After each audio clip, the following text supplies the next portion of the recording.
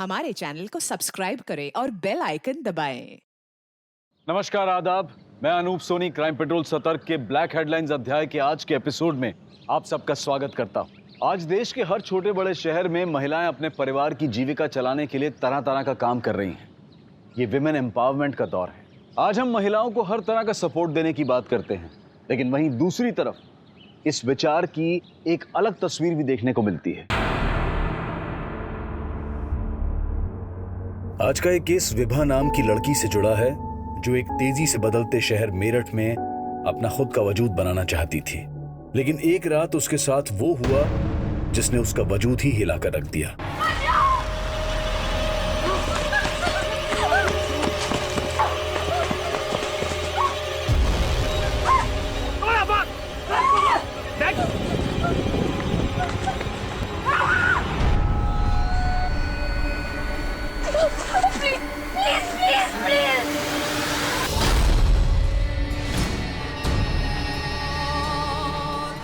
हम सोचते हैं हमें अपने दर्द भूलकर आगे बढ़ना चाहिए, पर मैं अपना दर्द अपने अपनों से भी नहीं बांट पा रही थी। बस एक झूठी मुस्कान लेकर आगे बढ़ने की सोच रही थी।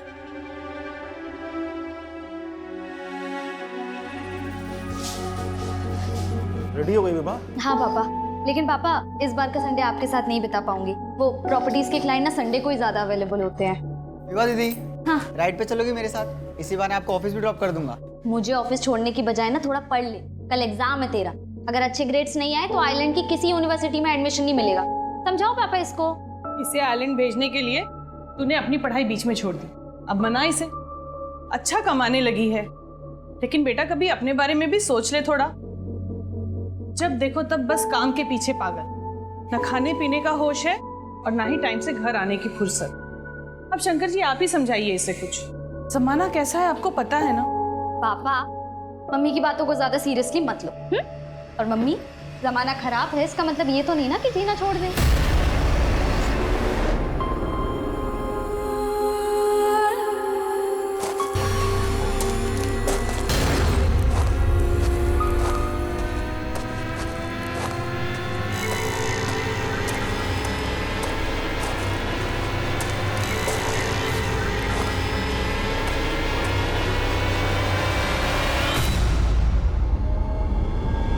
फायदा कमाया जाता है विभा, और मुझे ना ये घाटे का सौदा बिल्कुल पसंद नहीं है। सर मेरे पिछले 15 डील्स की कमीशन बाकी है सर। कुल मिला के 7 से 7.5 लाख रुपए हो गया है।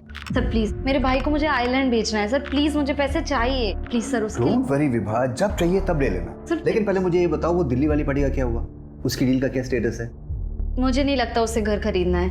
वो बस 1 महीने से मुझे इधर उधर घुमा रहा है। जो घर दिखाओ बस उसकी फोटो निकालता है। पसंद एक भी नहीं करता। एकदम टाइम पास पार्टी है सर। अरे टाइम पास नहीं, वो दिल्ली की बहुत मोटी पार्टी है। उसे घुमाओ फिराओ, फंसा लो।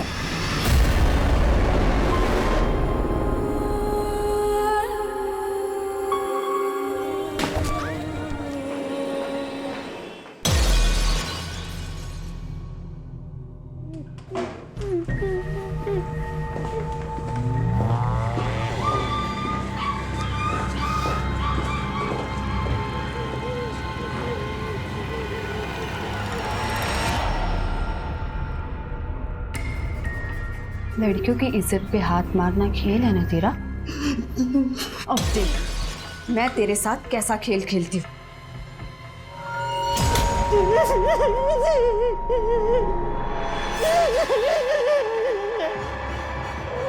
अब हम दोनों खेल खेलते हैं। अरे मजा आएगा, एक बार खेल के देखें।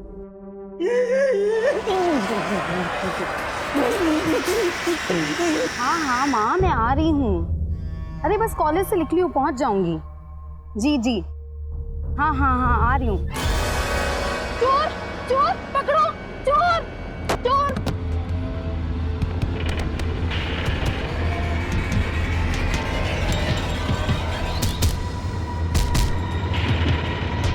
Hello police? ग्राउंड में भी देख लिया, पड़ोसियों से पूछ लिया और कहाँ जाके। आसिफ का कुछ पता चला? तो मैं मना करा था ना मैंने, आसिफ को बाहर मत जाने देना। बेटा इसमें बहू की क्या गलती है? कासिफ जब हमसे नहीं संभलता तो ये क्या संभाल सकती है उसे? बेटा तुमने कासिफ को आखिरी बार कब देखा था? पापा मैं उसके लिए सूप बना रही थी, पता नहीं कब बाहर निकल गया, मुझे पता भी नहीं लगा। और वरना मैं ध्यान रखती ना उसका, आप जानते हैं ना। हाय, तुम्हारा भाई कासिफ मेरे पास है रोशन। कासिफ? जुबी क्या है ये? वो क्या है ना, इसको देखकर ना मेरा खून उबलता है, इसलिए मैं इसका खून सुखाने में लगी। अगर तुमने कुछ भी किया ना उसको तो मैं... नहीं तो क्या, पुलिस के पास जाओगे तुम? हिम्मत है इतनी तुम्हारी? जाओ पुलिस के पास, मैं भी पुलिस को बता दूंगी कि तुम ना... क्या चाहती हो? तुम्हें स्वीटहार्ट, तुम्हें चाहती हूँ, तुम मेरे पास आ जाओ, और जैसे ही आ जाओगे ना मैं तुम्हारे सरफरे भाई को छोड़ दूंगी। चोरी करता है, चोरी करता है, बार-बार जेल जाके अक्ल नहीं है तुझे? सर, उस आदमी के पास ये 25 चोरी के मोबाइल फोन्स मिले। वो आदमी कोई और नहीं, नामी चोर पोनी है। ये पोनी तो अंदर था। सर वो मोबाइल चोर बोल रहा है कि उसके चुराए हुए मोबाइल में से एक मोबाइल उसे एक लाश के पास मिला है। लाश? वो एक लड़की की लाश थी साहब, 1 महीने पुरानी बात है। वो मेरठ हाईवे के पास जंगल है ना साहब, उस रात चोरी करके मैं वहाँ से भाग रहा था। मैंने सोचा था कि जंगल में छुप जाऊंगा, लेकिन तभी अचानक से पैर में एक बैग फंस गया। वो लड़के में जा ही रहा था तो अचानक से... साहब कल को आपको पता चले कि वो मोबाइल उस लड़की का है जिसका मर्डर हुआ, तो आप सीधा मेरे पे मर्डर केस ठोक दोगे ना, इसलिए मैं सब कुछ सच बता रहा हूँ साहब। अच्छा, तो मर्डर केस से बचना है तुझे? साहब मैंने नहीं किया मर्डर, मैं सच बोल रहा हूँ साहब। लाश के पास तुझे कौन सा मोबाइल मिला था ये बोल।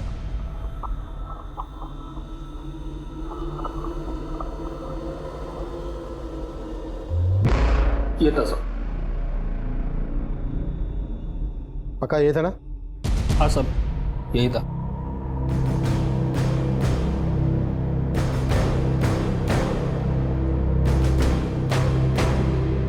तब सिम कार्ड था इसमें? बोले तब था साहब, मैंने निकाल के फेंक दिया वहाँ पे।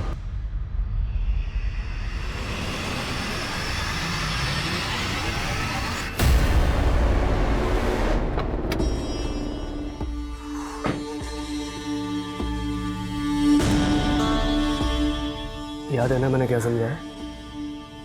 कासिफ, कासिफ बेटा, तू ठीक तो है ना?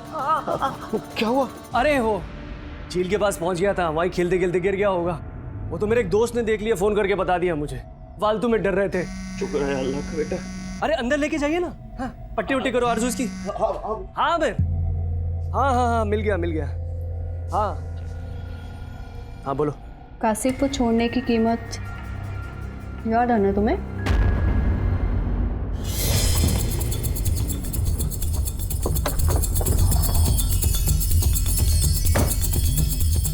इधर साहब अंदर झाड़ी में ला देखे थे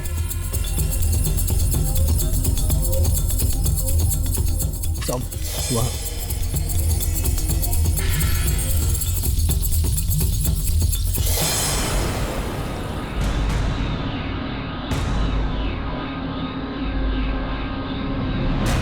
सर ये मोबाइल चोर तो बोल रहा था कि इसने 1 महीने पहले लाश के पास से मोबाइल चुराया था, लेकिन 1 महीने तक ये लाश यहीं पड़ी रहे और किसी को दिखे ना, भरोसा करना मुश्किल है।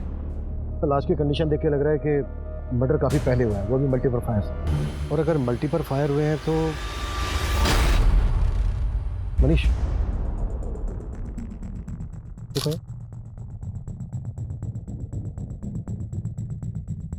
ये तो बुलेट है सर। इसने बताया था कि मोबाइल से सिम कार्ड निकालकर तोड़कर फेंक दिया था। सबको बोलो चेक करें कि यहाँ पे कोई टूटा हुआ सिम कार्ड मिलता है क्या।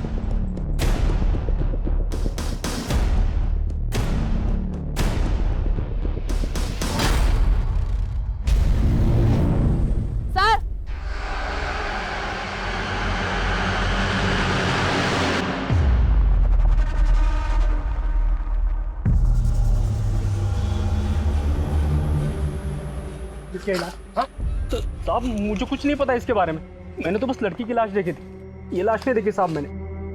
साहब मैं सच बोल रहा हूँ। ऐसे नहीं बोलेगा तू। लॉकअप में लेके जाओ इसको और को टस साले को लेके जाओ। इन दोनों लाशों के बीच लगभग 100 मीटर का फासला। लड़की को शूट किया गया और लड़के को जलाया गया। लेकिन सर दोनों मर्डर्स की मोडस ऑपरेंडी अलग है। अगर ये दोनों मर्डर काफी पहले हुए हैं तो जाहिर सी बात है इन दोनों के घर वाले इनको ढूंढ रहे होंगे। मनीष आसपास के सभी थानों में पिछले 1 महीने की मिसिंग कंप्लेंट स्कैन करो। Sir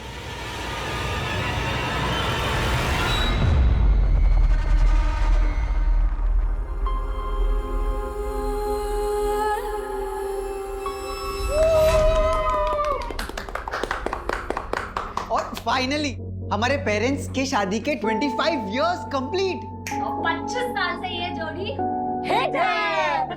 best couple and best best best mummy papa.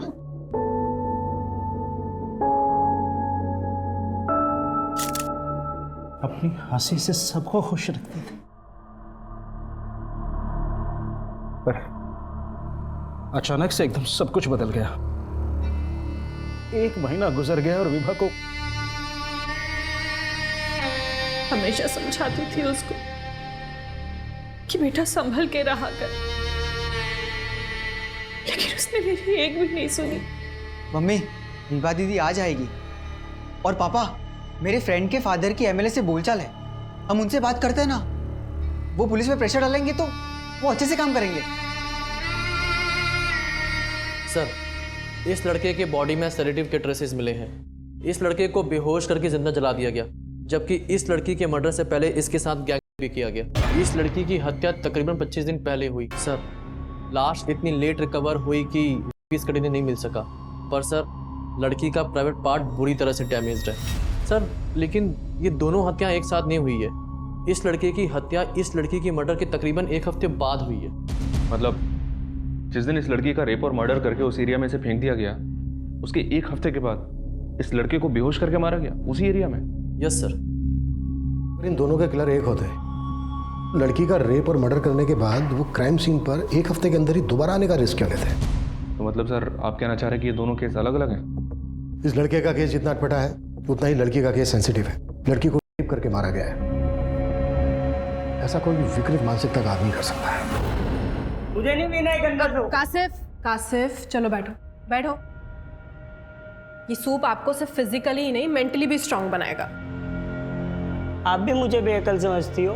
अरे बिल्कुल नहीं, आप तो बहुत स्मार्ट हो। मैं स्मार्ट लगता हूँ आपको? जी, और अगर आप ये हेल्दी फूड खाओगे तो आपकी स्मार्टनेस और बढ़ जाएगी। चलो फिनिश करो।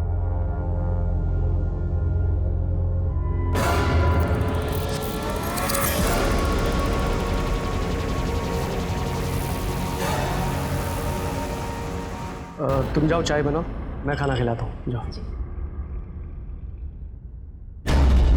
इतना करंट लगा तेरे दिमाग में, इतने झटके लगे फिर भी दिमाग ठिकाने नहीं आया तेरा। पता नहीं किस मिट्टी का बना है। फिनिश करे सर।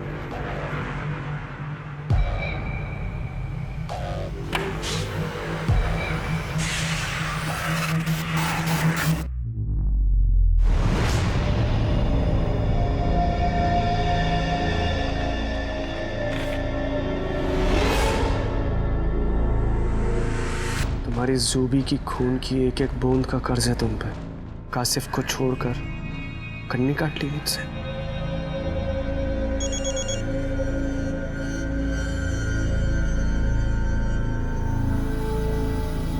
देखा तुमने मैंने क्या लिखा है? मेरी मौत का जिम्मेदार तुम और तुम्हारा भाई कासिफ होगा। और अगर अब तुम नहीं आए ना मेरे पास तो मैं अपनी जान दे दूंगी। समझे तुम? जान दे दूंगी मैं अपनी। रोशन जी आपकी चाय।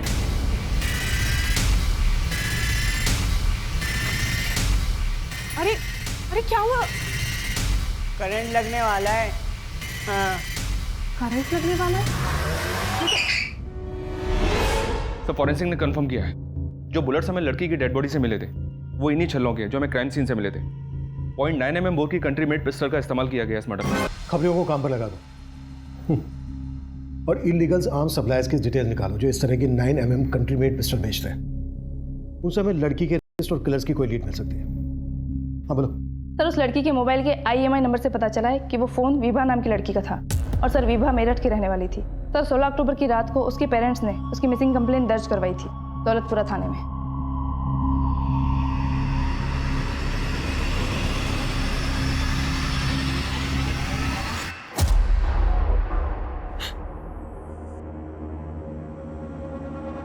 लाश के पास से हमें कपड़े मिले, क्या ये विभा के हैं?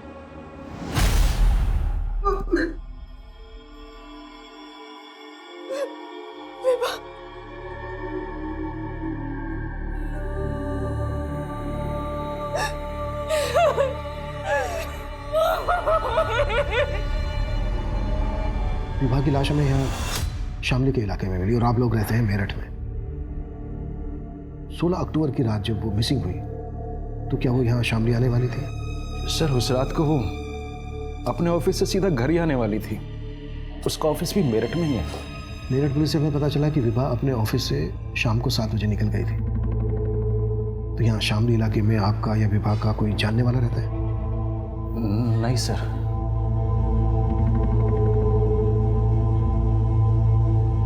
विभा का कोई बॉयफ्रेंड? नहीं सर, अगर ऐसा होता तो वो हमसे छिपाती नहीं। आप लोगों को किसी पर शक है? सर सच बताएं तो हमें कुछ समझ में नहीं आ रहा है कि किसने मेरी बेटी के साथ ऐसा किया।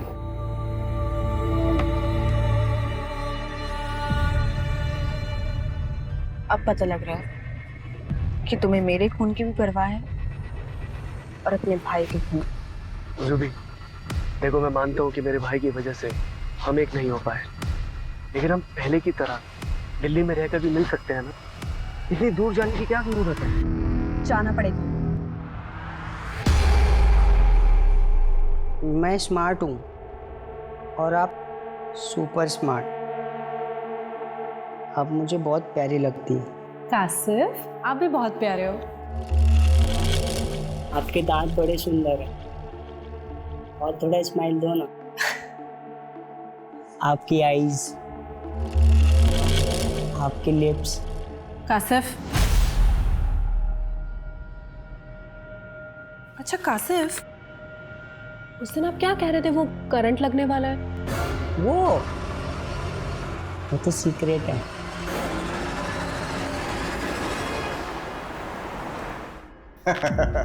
दिल्ली का प्रदूषण आपको फिर से मेरठ खींच लाया। मैं तो हमेशा के लिए मेरठ में बसना चाहता था, लेकिन तुम्हारी जो ये एजेंट है विभा, वो मेरा घर बसा ही नहीं पाया। खैर, ये बताओ कोई और है? और मतलब घर या घर दिखाने वाली?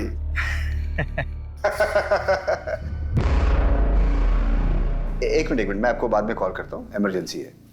शामली? सर विभा शामली क्यों गई, मुझे इसके बारे में कोई आइडिया नहीं है। उस दिन जब वो ऑफिस से गई थी तो उसने मुझे ऐसी कोई बात बताई भी नहीं थी। सर कल मैं डायरेक्टली साइट पे आ जाऊंगी। वो मोदी नगर प्रोजेक्ट का फ्लैट दिखाना है क्लाइंट को।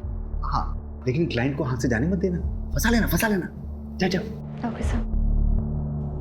उस रात वो करीब 7-7:15 बजे ऑफिस से निकली थी, तो मुझे लगा था कि वो घर गई होगी। हमें पता चला है कि शामली में भी तुम्हारे कुछ हाउसिंग प्रोजेक्ट है। हाँ है, लेकिन विभा शामली का एरिया नहीं देखती थी, वो तो मेरठ और मोदी नगर ही देखती थी। देख नादिर, विभा का सिर्फ मर्डर ही नहीं हुआ है बल्कि गैंग रेप भी हुआ है। अगर तू कुछ भी झूठ बोल रहा है ना तो अभी। सर हमारा धंधा एजेंट्स के भरोसे ही चलता है और विभा मेरी बेस्ट एजेंट थी। मैंने भी एक एफिशिएंट एजेंट खोई है सर, और आप मुझ पे ही शक कर रहे हैं। ये नादिर मुझे कुछ ठीक नहीं लग रहा है, इसके बारे में सब कुछ पता करो और विभा के कलीग से भी मिलो, शायद उनसे कुछ मिल जाए। सर, अरे 1 महीना के ऊपर हो गया, हम तुमको देखे तक भी नहीं है और तुम हमारा फोन काट दे रही हो। तबरेज, मैंने कहा ना मैं तुमसे बात नहीं कर सकती। तो ठीक है ना, एक बार मिल लेते हैं यार। नहीं तुम सब कासिफ, ऐसे किसी के कमरे में नहीं झांका करते।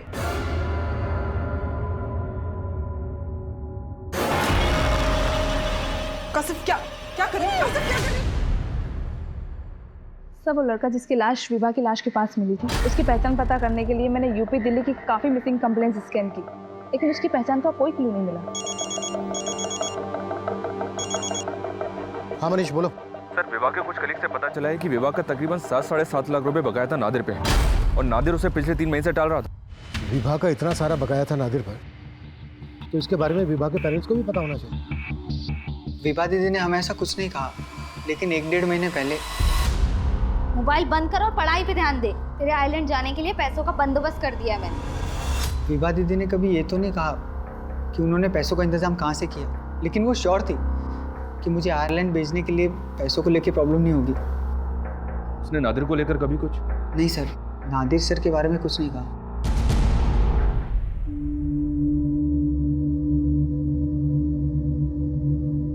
आरजू बेटा, कासिफ में अक्ल नहीं, उसके तरफ से मैं तुमसे माफी मांगता हूँ। बेटा हिम्मत रख, मैं रोशन को वापस बुलाता हूँ।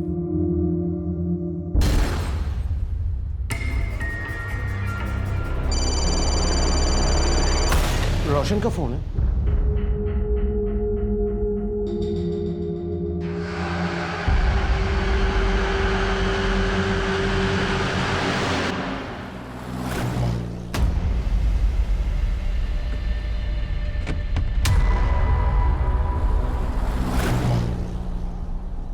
सर मैंने कुछ नहीं किया सर। मालूम किया हमने, गन है ना तेरे पास, जिसे लेकर तू अपने भतीजे की शादी में नाच रहा था? इसी गन की नोक पर तूने विभा का रेप किया है ना? अब ये बोल, और कौन कौन थे तेरे साथ? सर ऐसा कुछ भी नहीं है सर। ये माना कि मुझे विभा को 7 लाख रुपए देने थे, लेकिन सिर्फ 7 लाख रुपए के लिए तो तू ऐसा करेगा नहीं। अब ये बोल, विभा के साथ तेरी क्या दुश्मनी थी जितनी जरूरत थी कि तूने उसके साथ? सर विभा के लिए मैंने कभी भी गंदी नजर नहीं रखी सर, और ये जो गन है इसके लिए मेरे पास लाइसेंस है सर। सर वो गन मैंने सिर्फ और सिर्फ अपनी सेफ्टी के लिए ली थी, और विभा के साथ मैंने कुछ भी नहीं किया था सर। लेकिन सर एक आदमी ऐसा है जो ये कर सकता है सर। अच्छा, कौन है वो आदमी? सर मेरा क्लाइंट है पुष्कर, बहुत ही अजीब टाइप का इंसान है। विभा के मर्डर के करीब 1 महीने पहले विभा ने उसको बार बार लगातार कई घर दिखाए। There's no place like home. और जैसा घर आपको चाहिए, ये घर बिल्कुल वैसा ही है पुष्कर जी। अब Pushkar ji sorry, please no photos. Actually हमारी एक्सक्लूसिव प्रॉपर्टी है। Okay fine. वैसे मुझे प्रॉपर्टी पसंद है। Oh nice. वैसे थैंक गॉड आपको कुछ तो पसंद आया। विभा मैं हर चीज़ बहुत सोच समझ के पसंद करता हूँ, और एक बार कोई चीज़ मुझे पसंद आ गई तो मैं उसे अपने हाथ से नहीं जाने देता, फिर चाहे मुझे जो कुछ भी करना पड़े।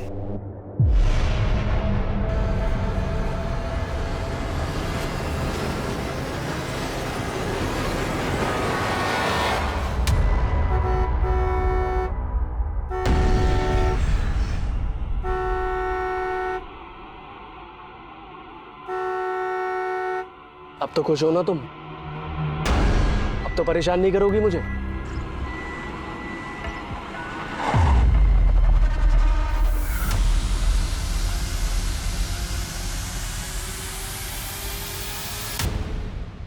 सर नादिर की पिस्टल लाइसेंस है, उसकी पिस्टल से विभा का मर्डर नहीं हुआ है। विभा का मर्डर करने के लिए 0.9 mm की पिस्टल का इस्तेमाल किया गया, जबकि नादिर की पिस्टल 0.8 mm की है। नादिर अपनी लाइसेंस पिस्टल का इस्तेमाल तो करता नहीं, और नादिर जैसे आदमी के लिए किसी दूसरी पिस्टल का इंतजाम करना भी कोई मुश्किल काम नहीं है। लेकिन सर वो जिस पुष्कर का नाम ले रहे हैं उसका नंबर विभा के कॉल रिकॉर्ड्स में है। पुष्कर के अलावा और भी कई क्लाइंट्स के नंबर हैं विभा के कॉल रिकॉर्ड्स में।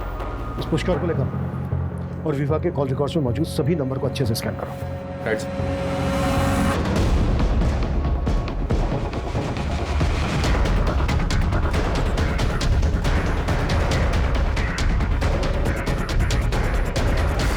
पीछे हटो, पीछे हटो, पीछे चेक करो इन सबको।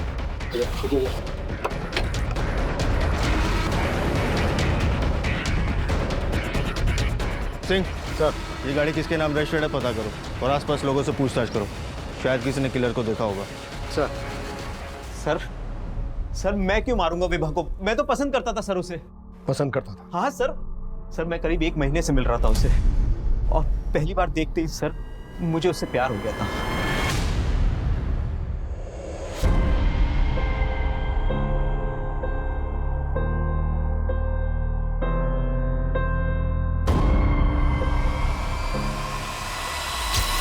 और सर मैं अपनी फीलिंग्स अपने अंदर दबा के नहीं रखना चाहता था, इसलिए। Thank you so much. Finally आपको कुछ तो पसंद आया। विभा मैं हर चीज बहुत सोच समझ के पसंद करता हूँ, और एक बार कोई चीज़ मुझे पसंद आ गई तो मैं उसे अपने हाथ से नहीं जाने देता, फिर चाहे मुझे जो कुछ भी करना पड़े। ये सब बोल के आप क्या कहना चाहते हैं? नहीं विभा, देखो कोई भी घर घर तब कहलाता है जब उसमें लोग रहते हों, और मैं तो सिंगल हूँ, इसलिए मैं एक घर के साथ साथ एक लाइफ पार्टनर भी ढूंढ रहा हूँ। देखो मैं बहुत अच्छा कमा लेता हूँ, ना मैं सिगरेट पीता हूँ ना शराब पीता हूँ, मेरा कोई क्रिमिनल रिकॉर्ड भी नहीं है और मेरा किसी के साथ डिस्प्यूट भी नहीं है। देखो पुष्कर जी प्लीज प्लीज आप मेरी बात समझिए, मैं ऑलरेडी इंगेज्ड हूँ। इंगेज मतलब विभा ने तेरे से कहा था कि उसकी शादी होने वाली है? हाँ सर, उसने मुझे यही बोला था। लेकिन उसके पेरेंट्स ने तो हम जैसी कोई बात नहीं बताई। क्या? रोशन, रोशन, रोशन, मेरा बेटा रोशन।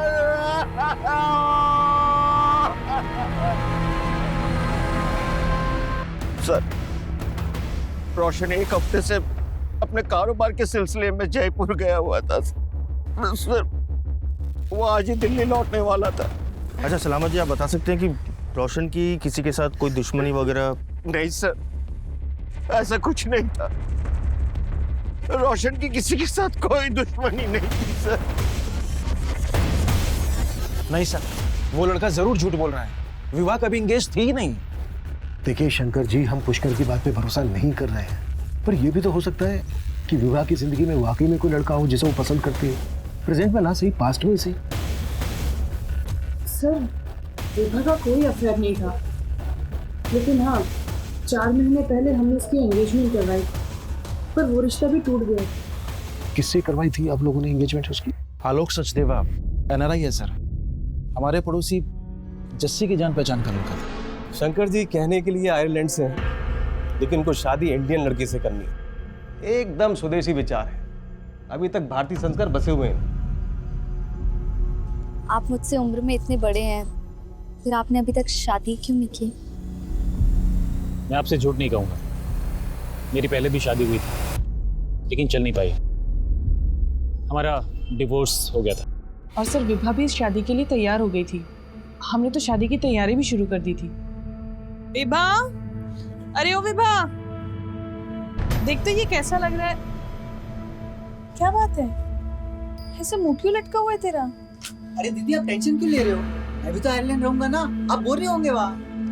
आशुतोष, पर हम दोनों आयरलैंड चले जाएंगे तो मम्मी पापा यहाँ अकेले पड़ जाएंगे ना। नहीं बेटा, जब हमारा मन नहीं लगेगा ना तो हम आ जाया करेंगे तुझसे मिलने। पर पापा, मैं ये शादी नहीं कर सकती। क्यों बेटा, क्या हो? मैं आपको और मम्मी को छोड़ के इंडिया के बाहर नहीं जाना चाहती। सर ने चाहा था कि वो अपना फैसला बदल ले, लेकिन हमसे फोर्स नहीं करना चाहते थे, इसलिए रिश्ता तोड़। ठीक, आप लोग हमें इस आलोक और उसकी फैमिली की डिटेल दीजिए। आलोक सचदेव की भूमिका पता करने के साथ साथ विभा के कॉल रिकॉर्ड्स में मौजूद हर नंबर को खंगाला जा रहा था। कई illegal arm dealers, sex offenders और हिस्ट्री शीटर्स को राउंड अप किया जा रहा था। वहीं विभा के साथ मिली लाश की पहचान का कोई क्लू नहीं था और उसे अज्ञात लाश मानकर उसका अंतिम संस्कार कर दिया गया था। तबरेज, मैंने तुम्हें कहा ना मुझे फोन मत करो, अभी रोशन का मर्डर हुआ। अगर किसी ने मुझे तुमसे बात करते हुए देख। किससे बात कर रही थी? Hello hello, Tabrez? ये तबरेज कौन? कहीं इसके लिए तुम दोनों ने मेरे बेटे को तो नहीं मरवा दिया ना? बस कीजिए, आप मेरे ऊपर इल्जाम मत लगाइए, वरना मैं भी सबको बता दूंगी कि आपके छोटे बेटे ने मेरे साथ क्या किया। ये बोलकर तुम अपना गुनाह नहीं छुपा सकती हो तुम?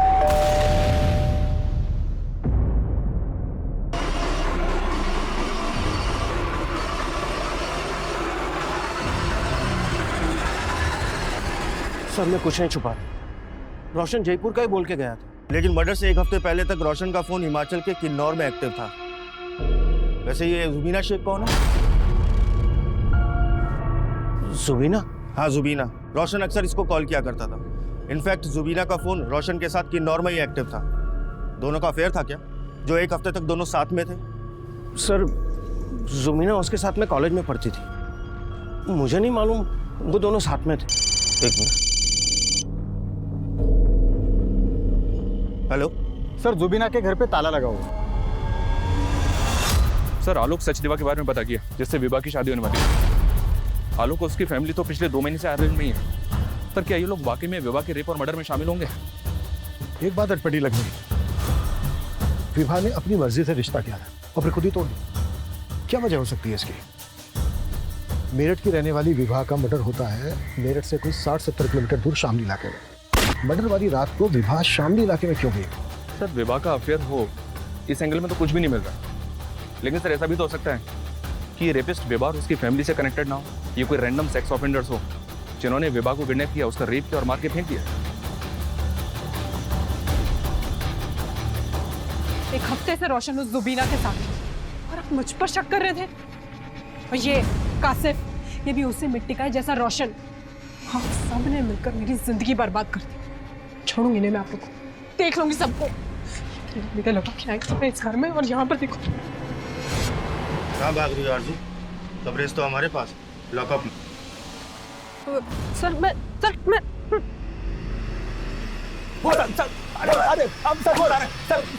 सर हम मानते हैं कि आरजू के साथ हमारा अफेयर था शादी से पहले, लेकिन हम उसके पति को नहीं मारे सर, हम सच कह रहे हैं। सर तबरेज मेरा बॉयफ्रेंड था, लेकिन मैं उसे भूलकर अपने शौहर रोशन के साथ जिंदगी बसर करना चाहती थी। मैं रोशन को नहीं, रोशन मुझे धोखा दे रहा था। और इसीलिए तुमने और तबरेज ने मिलकर रोशन को मरवा दिया, और जुबीना को भी उन्हीं किलर्स ने गायब किया था ना? सर मेरा इस सब में कोई हाथ नहीं है। मेरे साथ तो उल्टा इतना गलत हुआ। रोशन का छोटा भाई कासिफ, सर उसने मेरे साथ रिश्ता करने की कोशिश की, और अब आप मेरे ही ऊपर रोशन के मर्डर का शक जता रहे हैं। और सर हमको तो पक्का यकीन है कि इसमें आरजू का भी हाथ नहीं हो सकता है। ये कोई और ही है जो बहुत बड़ा गेम खेल रहा है। पापा,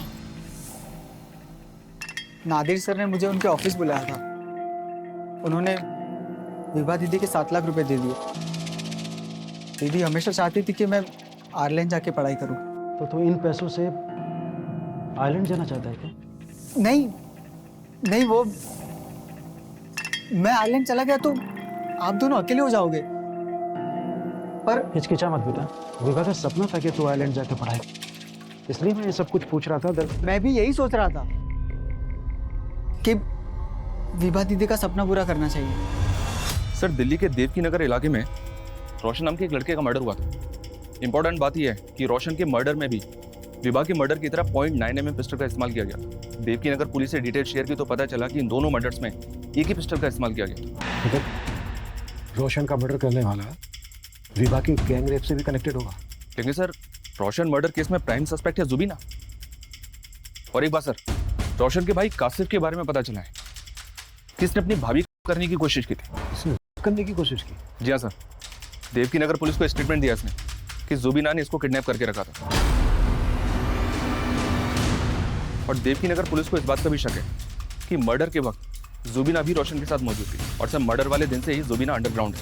रोशन और विभा का मर्डर एक ही पिस्टल से किया गया, और रोशन के मर्डर केस में सस्पेक्ट है जुबीना। तो क्या विभा का गैंग करने वाले भी जुबीना से कनेक्टेड होंगे? मुझे छोड़ दे।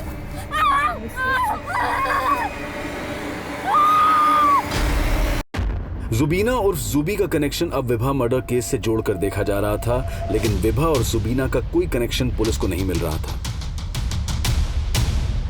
दिल्ली पुलिस के साथ साथ यूपी की शामली पुलिस भी अब जुबीना की तलाश में जुट गई थी, और आखिरकार जुबीना को दिल्ली में उसके रिलेटिव्स के घर से अरेस्ट कर लिया गया। विभा? सर मैं किसी विभा को नहीं जानती, और मैं उसका रेप क्यों करवाऊंगी? विभा को उसी गन से शूट किया गया है जिस गन से रोशन को मारा गया। तुम रोशन के मर्डर में भी इन्वॉल्व थी, और विभा को भी तुम ही ने मरवाया। सर मैंने रोशन को नहीं मारा, मैं सच कह रही हूँ। रोशन के भाई ने स्टेटमेंट दिया है हमें कि तुमने उसे किडनैप किया था। उसे किडनैप करके तुम रोशन को ब्लैकमेल कर रही। तो आप उस सरफिले लड़के की स्टेटमेंट पर भरोसा कर लेंगे? ऐसे नहीं मुँह खोलेगी, मुँह खुलवाओ। सर मेरी बात तो सुनिए सर। सर उस बेअक्ल लड़के ने खुद मेरी जिंदगी खराब कर दी। ऐसा क्या था उसने जो ऐसा बोल रही हो? सब मैं रोशन से बहुत प्यार करती थी, और हमारे घर एक दूसरे का आना जाना लगा रहता था। रोशन हमेशा कहता था कि वो मुझसे शादी करेगा, लेकिन उसके फादर ने उसकी शादी उस आरजू से करवा दी। मैं सच कह रही हूँ सर, मैं रोशन को सिर्फ पाना चाहती थी। पानी से की तो मरवा दिया उसको। मैंने उसे नहीं मारा सर, उसे तो उस एसयूवी वाले लड़कों ने मारा है।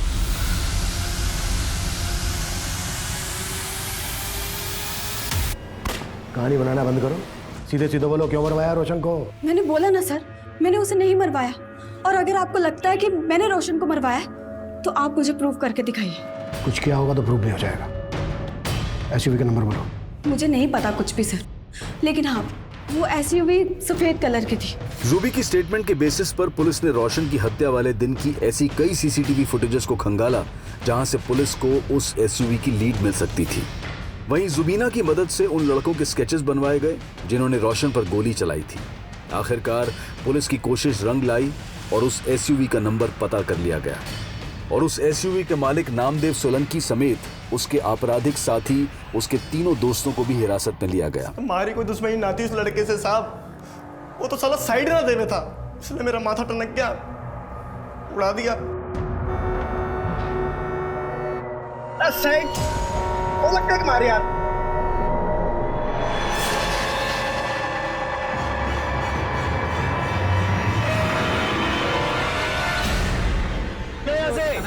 गाड़ी का लगा दिया आपने? अरे साले मन ने रोक दिखाएगा। तो विवाह का गैंग तुम ही लोगों ने किया है? कौन विवाह? ना साहब हमने कोई गैंग नहीं किया। अच्छा, अब विवाह का मर्डर तुम लोगों की गन से क्या गया है? तो साहब गन तो हमने किराए पे ली थी अपने दोस्त से। किस लिए ली थी? साहब वो एक को डराने के लिए ली थी। गन किस दोस्त से ली थी?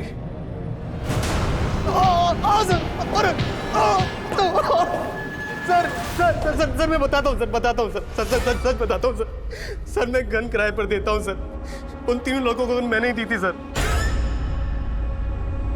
और जिस गन से विवाह का मर्डर हुआ वो गन मेरी थी सर। लेकिन सर मैं सच बता रहा हूँ सर, मैंने उसको नहीं मारा सर। तो फिर किसने मारा? किसको दी थी तूने अपनी गन? और कौन कौन इन्वॉल्व है इसमें? बोल! इतना बड़ा गेम खेला तुमने? हाँ? अब ड्रामा करने की कोई जरूरत नहीं है, जस्सी ने बता दिया सब कुछ हमें। 5 साल पहले मेरी वाइफ की डेथ हो गई थी। मेरे 2 छोटे छोटे बच्चे से पड़ोसी के नाते विवाह मेरे घर पे आया जाया करती थी। बच्चों के साथ उसका लगाव था, बच्चों के साथ साथ वो मुझे भी पसंद करने लगी सर। लेकिन तेरा अफेयर उसकी माँ के साथ चल रहा था। विभा के पापा काम के सिलसिले में गाजियाबाद में रहते थे। हफ्ते के 5 दिन वो वहीं रहते थे। उसी दौरान मैं और जस्सी। तुम्हें पहले से पता था ना कि जस्सी विभा के साथ भी? हाँ, जस्सी ने बताया था। उसने बताया था कि विभा उसे चाहने लगी है और वो उसे शादी भी करना चाहती है। मैंने विवाह को किसी तरह समझा कि शादी के लिए मना किया, और तरुणा के कहने पर मैंने विवाह के लिए रिश्ता खोजा। खुद से दूर करने के लिए आपने मेरी शादी फिक्स कराई है ना? विवाह, अब इन बातों का कोई मतलब नहीं है। मेरे 2 बच्चे हैं, तुम अच्छे से जानती हो। तुम मुझसे कैसे शादी कर सकती हो? तो क्या हुआ, आलोक भी तो शादीशुदा है। जब आप उससे मेरी शादी फिक्स करा सकते हो तो खुद भी तो कर सकते हो ना। सर वो लड़की हो गई थी, उसने मेरे लिए शादी का रिश्ता तोड़ दी, और उसको पता नहीं था कि मेरा उसकी माँ के साथ। लेकिन सर एक दिन उसने हम दोनों को देख लिया था सर। दिन ब दिन विभा के तेवर बदलते जा रहे थे। वो अपने पापा को कभी भी सब कुछ बता सकती थी। इसीलिए शंकर जी के मन में मैंने उसके खिलाफ जहर घोलना शुरू कर दिया। शंकर जी 12 बजने वाले हैं और विभा अभी तक घर नहीं आई है। मुझे टेंशन हो रही थी, इसलिए मैंने आपको फ़ोन किया। और एक बात मैंने आपको बताई नहीं है, आजकल आए दिन उसको अलग अलग लड़के घर छोड़ने आते हैं, और कुछ पूछो तो उल्टा जवाब देती है। बाय पापा।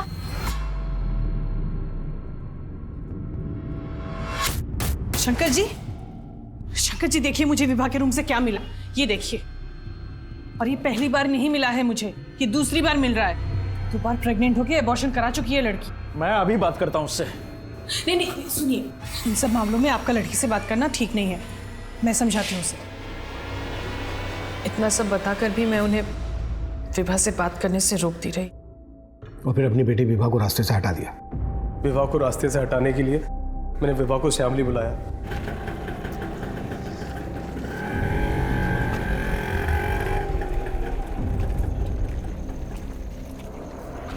बोलो, क्यों बुलाया? और जिन लड़कों ने उसको उठाया और रेप किया था ना, वो लड़के मैंने ही सेट किए थे सर। और उसके बाद मैं मेरठ चला गया। क्या हुआ? इतनी रात को क्यों बुलाया मुझे? अरे क्या बताऊं, पानी सर से ऊपर चला गया है। ये लड़की 4-5 लड़कों के साथ शामली में पार्टी करने चली गई है। अरे तो रोका क्यों नहीं तुमने उसे? अरे रोका, लेकिन सुनती कहाँ है वो मेरी। प्लीज आप जाइए ना, उसको लेकर आइए। इतनी रात को पता नहीं क्या कर रही है वो। तुम टेंशन मत लो, मैं देखता हूँ, ठीक है? सुनिए, हाँ। मैंने ना वो जस्सी जी को बुला लिया है, उनके पास बाइक है, तो उनकी बाइक में बैठ के आप चले जाइए। जल्दी आइए आगे। चलिए शंकर जी, बाइक ले आओ, आइए जल्दी आइए। देखता हूँ, है ना?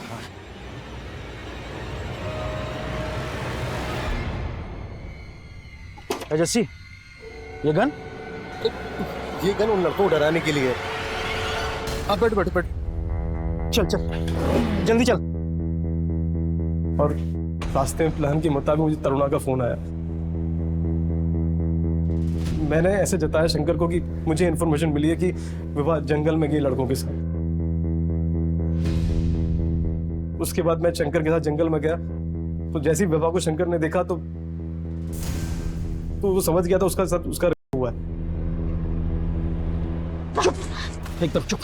मेरे प्यार, मेरे परवरिश का ये सिला दिया तूने? बाबा,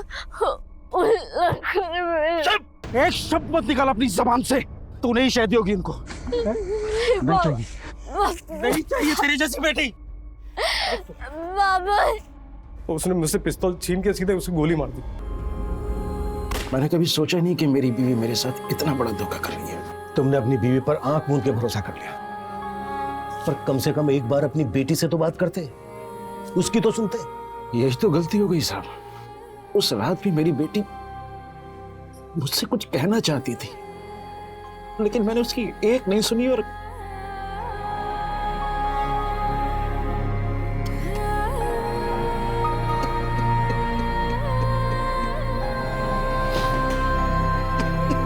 विभा की हत्या के आरोप में उसके पिता, उसकी मां जस्सी और उसके साथियों पर विभा से बलात्कार और हत्या के जुर्म में उन्हें हिरासत में लिया गया है। वहीं विभा की लाश के साथ मिली लाश की पहचान अभी तक अज्ञात ही बनी हुई है। अब मैं अनूप सोनी आपसे विदा लेता हूं। फिर मुलाकात होगी क्राइम पेट्रोल सतर्क के ब्लैक हेडलाइंस अध्याय में एक और नए केस के साथ। और याद रखें, क्राइम और आपके बीच में सिर्फ इतना फर्क है कि आप कितने सतर्क हैं। सतर्क रहें, सुरक्षित रहें। जय। For more updates, subscribe to our channel, click the show links and enjoy watching the videos.